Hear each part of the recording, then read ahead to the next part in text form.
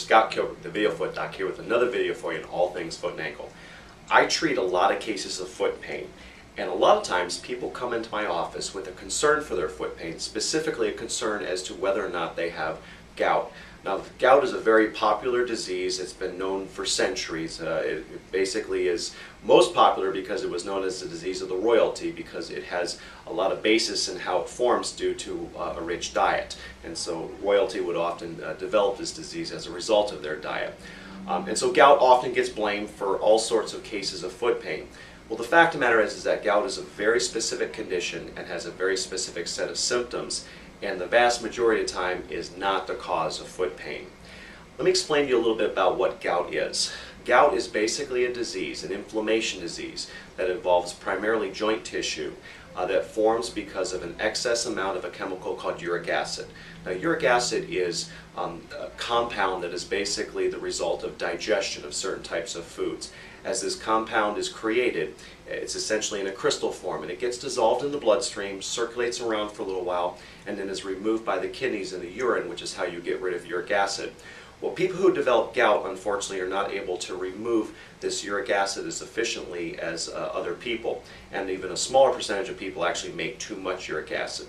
So what happens is this uric acid stays dissolved in the bloodstream and then begins to build up. And unfortunately, it reaches a point where it can no longer stay dissolved in the bloodstream. It passes its saturation point, and it has to turn back into a crystal again. Well, these crystals will typically become, or typically will form in areas where the temperature is a little lower, and often will form in joints. The most common area that gout develops in is in the big toe joint, when you're talking about the lower leg, although it can also develop in some of the smaller toes, as well as in the ankle, and can develop in other joints as well as the earlobes too. Now, what happens during the gout process is these crystals kind of come out of the bloodstream and are basically deposited into essentially the joint tissue. And this irritating source of inflammation basically creates a situation in which the body does not like the crystals there. It's sort of like a foreign body almost, as if something is in there that shouldn't be, and the body develops this inflammation as a result of that.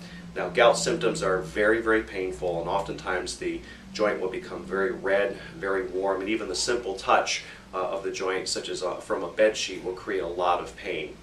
Now, the vast majority of cases of foot pain, one doesn't have this level of inflammation and doesn't have this severity of pain. Not all cases in which there's a red, hot, and swollen joint, though, are gout. There are other conditions which are similar to gout, which can cause some of these symptoms. And there are also things such as infection, especially in diabetics, which are much more dangerous than gout.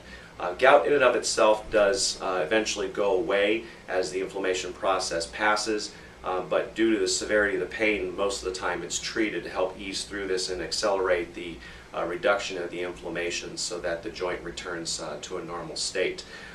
But once again, gout is a very specific condition that has a very specific set of symptoms, which include usually a very red, hot, or swollen joint that is very, very tender to the touch. And this typically is not the case with most types of foot pain, and so gout typically is not the cause of most cases of foot pain. However, if you do have a joint, particularly the big toe joint or within the toes, that are very red, very swollen, very warm, there's a good likelihood that it could be gout.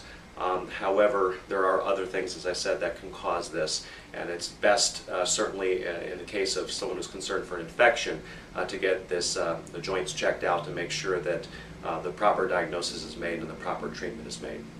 Well, I hope you enjoyed this video. Please look for more videos on all things foot and ankle on this site as well as others, or you may check out my website at www.inpodiatrygroup.com. Thank you.